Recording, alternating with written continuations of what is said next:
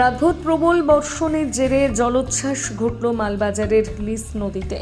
জানা গেছে, মাল ব্লকের বাগরাকোট গ্রাম পঞ্চায়েতে চান্দা কোম্পানি এলাকার বাড়িঘর জলমগ্ন হয়ে পড়ে। সোমবার দুপুর থেকে ডুয়ার্সে জলপাইগুড়ি জেলা সহ কালিম্পং এবং একাধিক জেলায় প্রবল বৃষ্টিপাত শুরু হয়। সেই বৃষ্টিপাতের জেরে লিস নদীতে জলস্রোত বৃদ্ধি পায়। পরবর্তীতে নদীর সংলগ্ন এলাকায় জল ঢুকে পড়ে। বিষয়টি জানতে পেরে এদিন সকাল থেকে এলাকা পরিদর্শনে আসে রাজ্যের মন্ত্রী বুলুচিক বরাইক।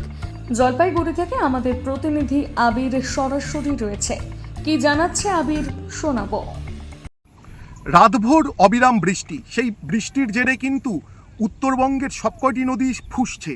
তার মধ্যে বিশেষ করে ডুয়ার্সের মালবাজারের কিন্তু বেশ কয়েকটি নদীতেই ইতিমধ্যে জলস্তর ব্যাপক পরিমাণে বৃদ্ধি পেয়েছে। সকাল থেকেই কিন্তু মন্ত্রী বুলুচিক বরাইক সেই পরিস্থিতি পরিদর্শনে আসে। এমনকি সেচ দপ্তরের তরফ থেকে চলছে তিস্তাতেও হলুদ সতর্কতা জারি, এবং তিস্তা সংলগ্ন 31 নম্বর জাতীয় সড়কের ওপর দিয়েও কিন্তু হলুদ সতর্কতা জারি করেছে। এই পরিস্থিতির মধ্যে কার্যত চিন্তার ভাঁজ পড়েছে নদীপাড়ের বাসিন্দাদের মধ্যে। ডুয়ার্সের মালবাজার থেকে আবির ভট্টাচার্যের রিপোর্ট, বিগ নিউজ বাংলা।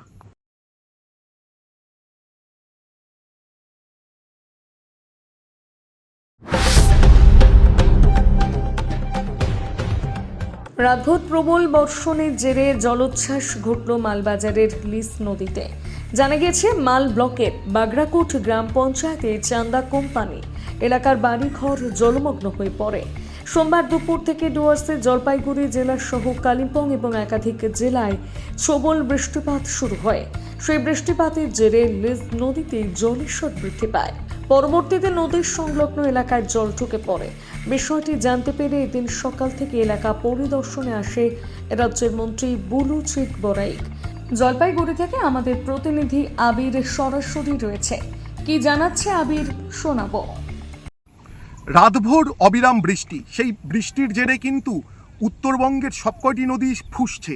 তার মধ্যে বিশেষ করে ডুয়ার্সের মালবাজারের কিন্তু বেশ কয়েকটি নদীতেই ইতিমধ্যে জলস্তর ব্যাপক পরিমাণে বৃদ্ধি পেয়েছে। সকাল থেকেই কিন্তু মন্ত্রী বুলুচিক বরাইক সেই পরিস্থিতি পরিদর্শনে আসে।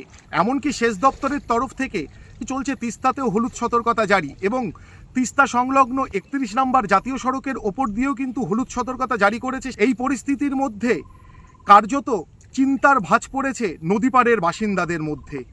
ডুয়ার্সের মালবাজার থেকে আবির ভট্টাচার্যের রিপোর্ট, বিগ নিউজ বাংলা।